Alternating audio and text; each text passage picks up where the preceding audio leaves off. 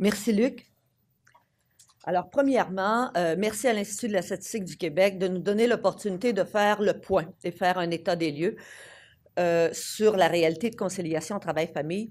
Déjà, avec l'intervention de Francine, elle a montré comment les choses, à certains égards, ont beaucoup changé. Et les données qui nous ont été présentées tout à l'heure montrent que oui, il faut prendre acte de ce qui a changé, mais il faut aussi prendre acte de ce qui est lent à changer et par conséquent des défis qui sont les nôtres. Évidemment, moi, j'ai eu le privilège d'avoir accès aux planches des présentations à l'avance, mais je me suis fait le plaisir, pendant que j'écoutais les présentations, de faire des ajustements à mes propos et d'en ajouter. Alors, je me permets des commentaires qui sont peut-être un peu désorganisés dans leur fil et dans leur continuité. Et l'idée, c'est de susciter des réflexions chez vous et de provoquer probablement des discussions. Premièrement,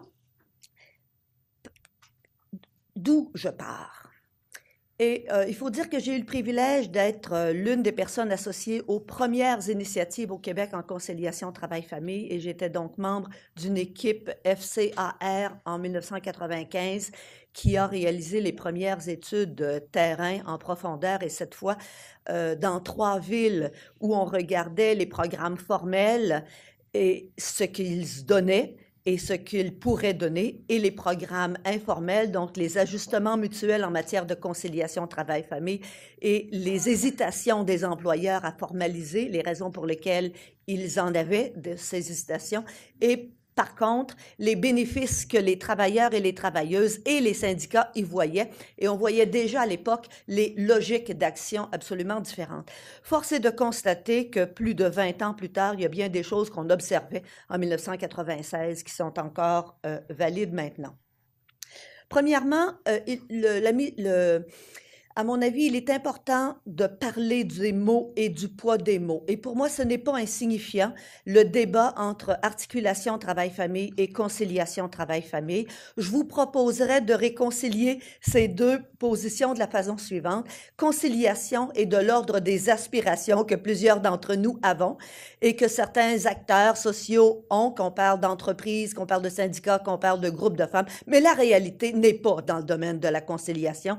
Les chiffres nous le montrent. C'est la difficile articulation et donc l'omniprésence des conflits. Et je pense que les données qui ont été rapportées aujourd'hui le montrent bien.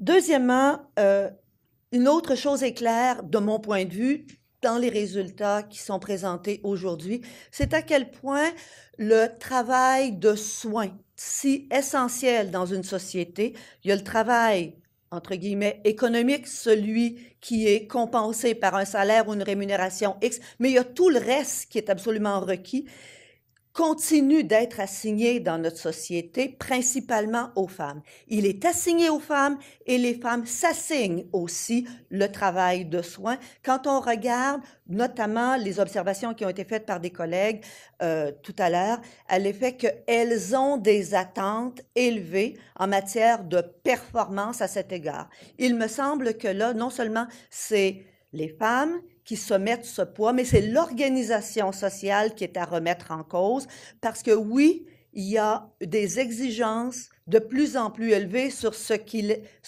est convenu d'être quand on est une bonne mère. Et à mon avis, et ça fait partie des choses que je réclame depuis quelque temps, bien que je sois une mère et que j'aime le statut de mère et que j'ai profondément aimé et continue d'aimer ce rôle que j'assume, à mon avis, pour marquer le changement et pour insuffler le changement requis, il faut qu'on le bannisse de nos propos et il faut qu'on fasse en sorte que le rôle de parent soit reconnu comme étant un rôle exigeant et essentiel des hommes et des femmes et que ça fait partie de la réalité à construire.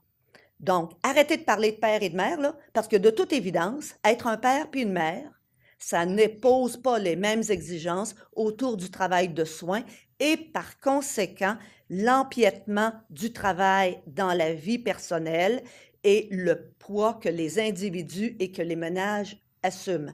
Alors, si on peut aider notre société à se revoir en profondeur.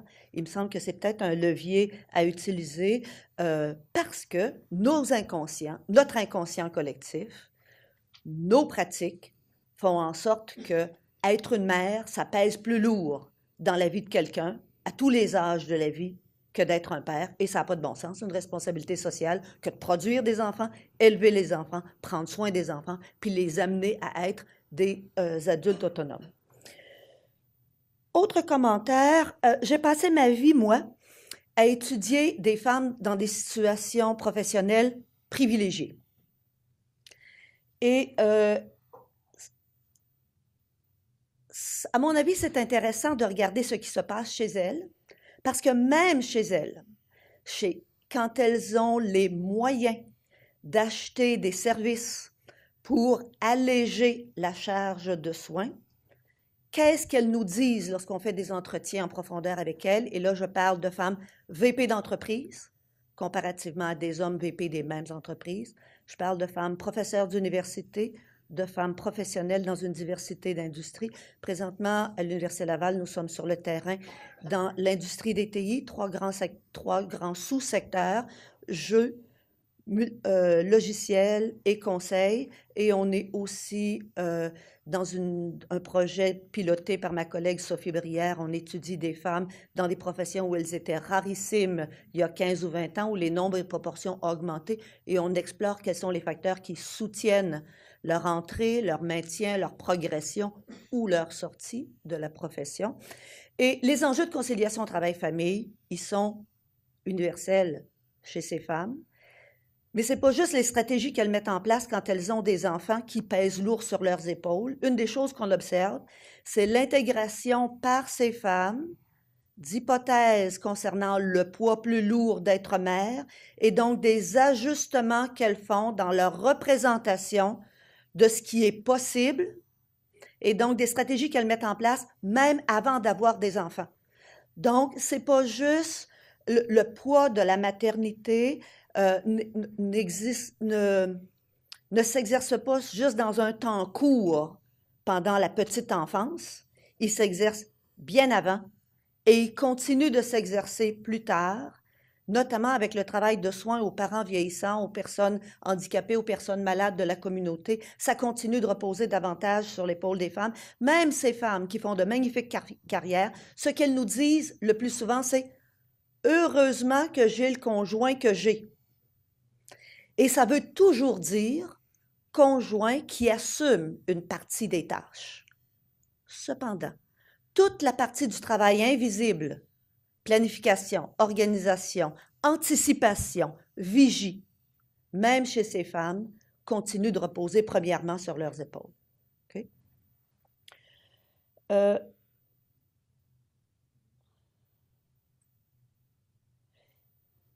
Petite réaction épidermique.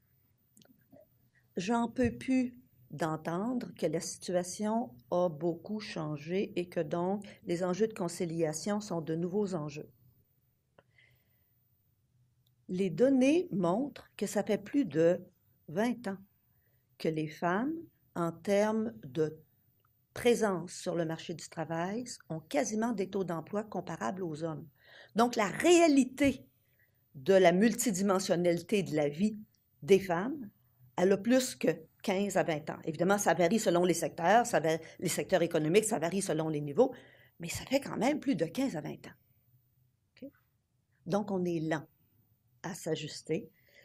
Nos cultures organisationnelles sont très lentes à prendre acte du fait que les gens qui constituent la main-d'œuvre sont des hommes et des femmes avec des réalités professionnelles et sociales.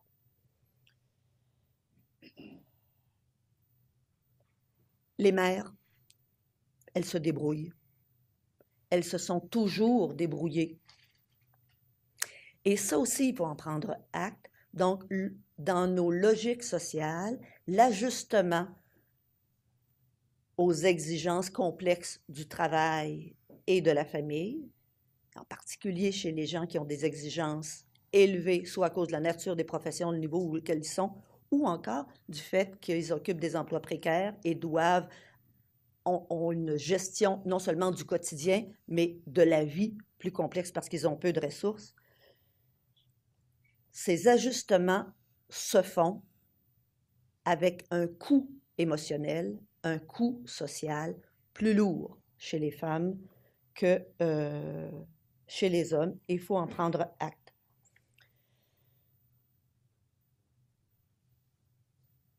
Une des choses qui, déjà plusieurs présentateurs et présentatrices indiquaient que ça nous prendrait des données, non seulement des données longitudinales, mais des données plus riches et plus d'indicateurs. À mon avis, une chose qui est particulière au Québec, vous savez que nous sommes champions toutes catégories du divorce et nous sommes aussi champions toutes catégories des unions libres. Moi, ça me dit que la probabilité est grande que dans nos ménages, dans nos familles, instabilité et instabilité des arrangements de soins est un élément pas banal. Alors, les stratégies qu'on met en place pour la conciliation travail-famille, quand on est dans un univers stable, c'est une chose. Quand on est dans un univers personnel instable, ça en est une autre. Alors, à mon avis, il serait important de prendre acte de ça et de documenter ces situations. Je parlais tout à l'heure de l'intégration par les femmes de cette responsabilité du travail de soins et comment ça guide non seulement des choix professionnels, mais quand elles sont dans des professions, le fait qu'elles se portent volontaires pour des défis en prenant en compte pour des défis ou non, en prenant en compte les impacts que ça pourra avoir sur leur conciliation travail-famille. Une anecdote. Dans une étude que je faisais auprès de 12 femmes VP dans 3 grandes organisations ayant des programmes d'accès à l'égalité depuis une quinzaine d'années et comme groupe témoin, 16 hommes VP des mêmes organisations qui ont la réputation de soutenir la carrière des femmes.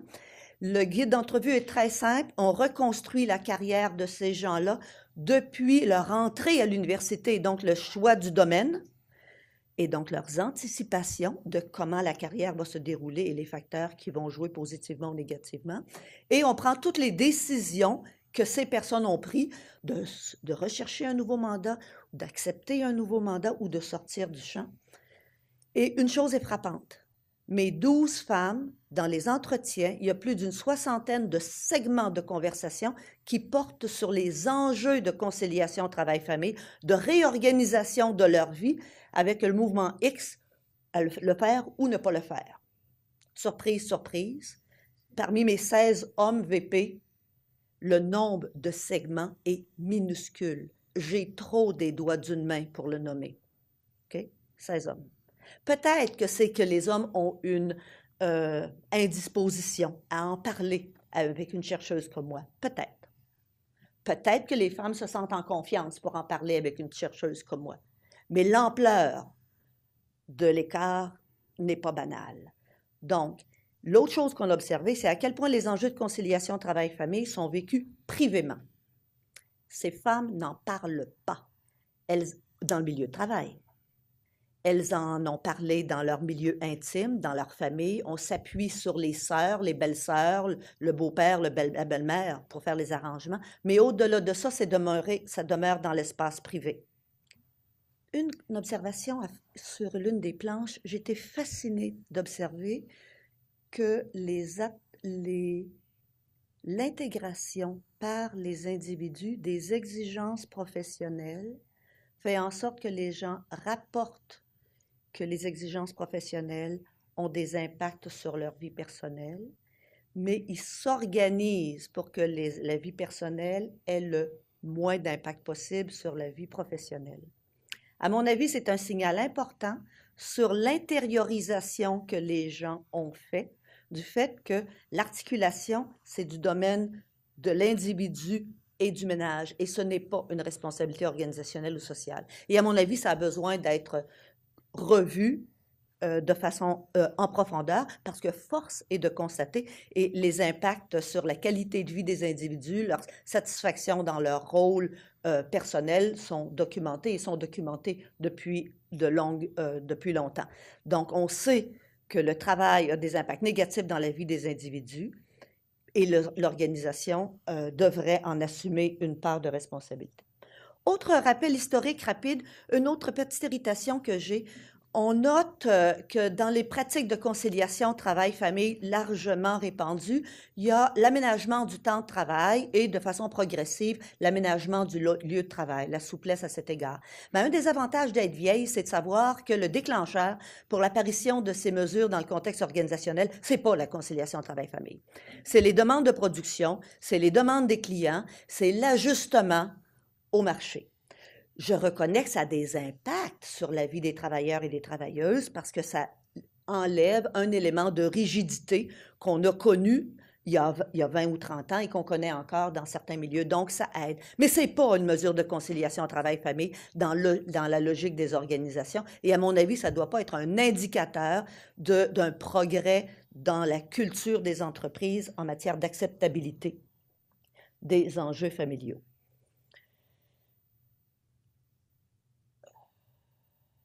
L'intensification du travail et les exigences de plus en plus élevées de performance ont été documentées.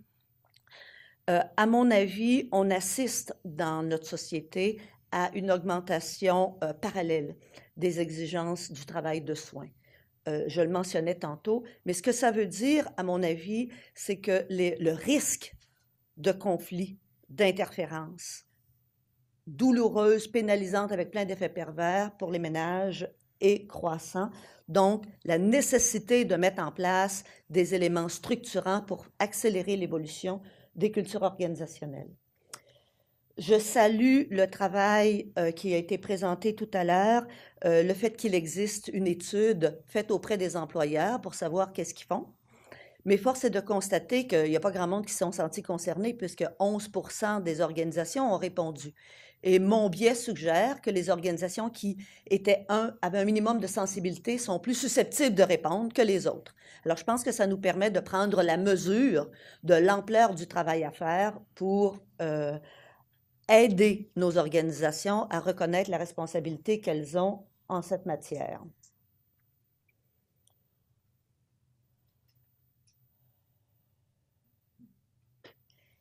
Le poids de la culture organisationnelle. Une des choses qu'on observe dans les travaux que nous faisons, c'est à quel point une organisation, en particulier quand c'est le service des ressources humaines qui répond et qui dit « nous sommes ouverts et nous avons un inventaire de pratiques, les voici. En plus, elles sont documentées. En plus, les individus savent. Donc, on fait circuler l'information à l'effet que c'est possible et les individus peuvent les demander. » C'est un indicateur bien imparfait de l'acceptabilité de telles pratiques. On sait depuis longtemps que le rôle du gestionnaire et le gestionnaire de proximité est déterminant sur l'usage que des individus feront ou ne feront pas des mesures qui sont théoriquement offertes dans l'organisation. Donc, à mon avis, il est important de s'adresser dans les interventions qu'on va faire, non seulement aux dirigeants des organisations et aux services des ressources humaines, mais ça prend des interventions qui ciblent ces individus qui sont clés.